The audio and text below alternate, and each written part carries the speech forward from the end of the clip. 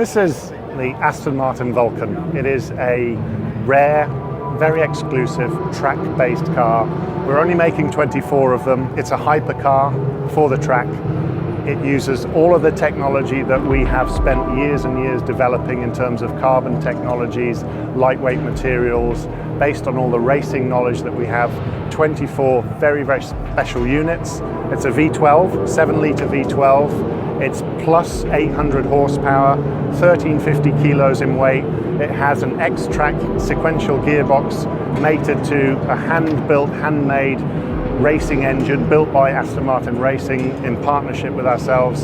So really the most incredible car that you'll see on a racetrack, and we like to call it the dark art of Aston Martin. It's why 24?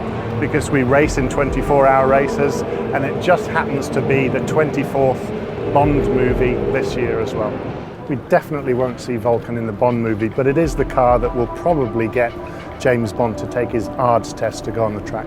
It's very different from any other Aston Martin because we can, because we're able to do it different.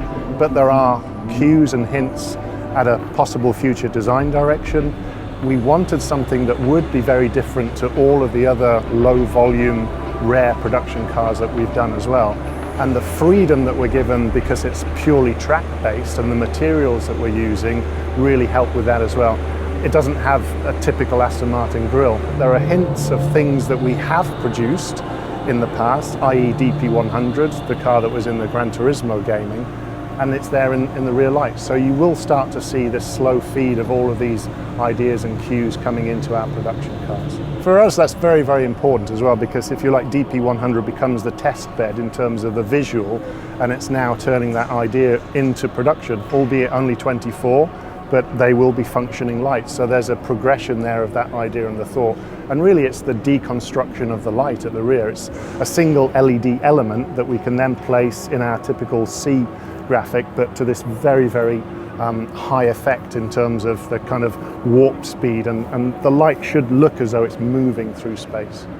The freedom that you're allowed because we are purely track-based, and again the time frame, the materials that we're using, really we hid the lamps more than anything on Vulcan. The lamp is all in shadow, so it's a graphic element that sits underneath the shadow, the face of the car, and that's something that you will start to see more of. If you reference DB10, you'll see that shark-like face there, and this is a real predator, so it had to have a face that was basically going to pass the car that's in front of it. I think the part that I really, really enjoy is if you look at the side of the car, it doesn't have what we would call a great amount of wedge. That's an extreme angle between the front and the rear because it's so low. But if you look at the side of the car, there is a line that comes off the side straight that runs into the rear haunch, creating this wedge, even though the car itself sits very parallel to ground. So it's that beautiful play within space with shape and form to generate that excitement. If everyone else has hybrid, then for us, this is the pinnacle of naturally aspirated. It's the most powerful V12 engine that we've ever produced. And I think that's very, very important, that kind of visceral feeling that you have. And it's named Aston Martin Vulcan because there is a very famous plane that we all know that sounds incredible. And the sound of the Vulcan when it's driving is absolutely incredible. We're building the engine, so we can hear. They're on the test bed currently, and we will start to see moving car with that engine in there sometime around the summer.